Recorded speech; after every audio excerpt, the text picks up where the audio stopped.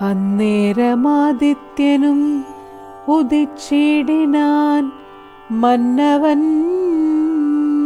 പള്ളിക്കുറുപ്പുണർന്നീലിന്നും എന്തൊരു മൂലമതീനെന്നു മാനസേ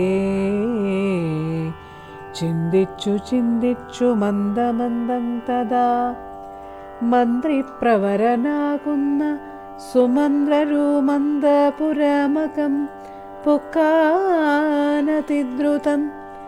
രാജീവമിത്രഗോത്രോദ്ഭുത ഭൂപതേ രാജരാജേന്ദ്രപ്രവരാജയാജയ ഇത്തം നൃപനെ സ്തുതിച്ചു നമസ്കരിച്ചു ധാനവും ചെയ്തു വന്ദിച്ചു നിന്നപ്പോൾ എത്രയും ഖിന്നനായി കണ്ണുനീരും വാർത്തു പൃഥ്വിയിൽ തന്നെ കിടക്കും നരേന്ദ്രനെ ചിത്താകുലതയാ കണ്ടു സുമന്ത്രരും സത്വരം കൈകേയി തന്നോടു ചോദിച്ചാൻ.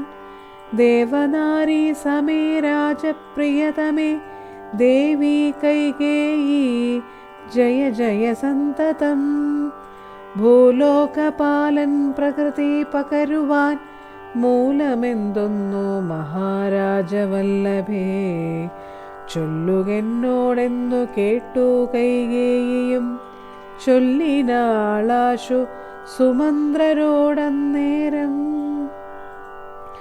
ധാത്രീപത്രീന്ദ്രനു നിദ്രയുണ്ടായില്ല രാത്രിയിലെന്നതു കാരണമാകയാൽ സ്വസ്ഥനല്ലാതെ ചമഞ്ഞിതു തന്നെ ചിത്തത്തിനസ്വതന്ത്രത്വം ഭവിക്കയാൽ രാമരാമേതി രാമേതി ജപിക്കയും രാമനെ തന്നെ മനസ്സി ചിന്തിക്കയും ഉദ്യൽ പ്രജാകര സേവയും ചെയ്കയാൽ അത്യന്തമാകുലനായിതു മന്നവൻ.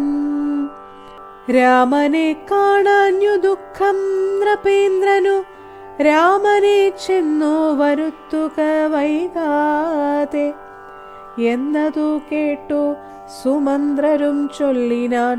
ചെന്നു കുമാരനെ കൊണ്ടുവരാമല്ലോ രാജവചനമനാകർണ്യ ഞാനിഹ രാജീവലോചനെ പോകുന്നതെങ്ങനെ എന്നതു കേട്ടു ഭൂപാലനും ചൊല്ലിനാൻ. ചെന്നു നീ തന്നെ വരുത്തുക രാമനെ സുന്ദരനായൊരു രാമകുമാരനാം നന്ദനൻ തന്മുഖം വൈകാതെ കാണണം എന്നതു കേട്ടു സുമന്ത്രരുഴറിപ്പോയി ചെന്നു കൗസല്യാസുതനോടു ചൊല്ലിനാൻ. താതൻ ഭവാനെയുണ്ടല്ലോ വിളിക്കുന്നു സാദരം വൈകാതെഴുന്നള്ളുക വേണം.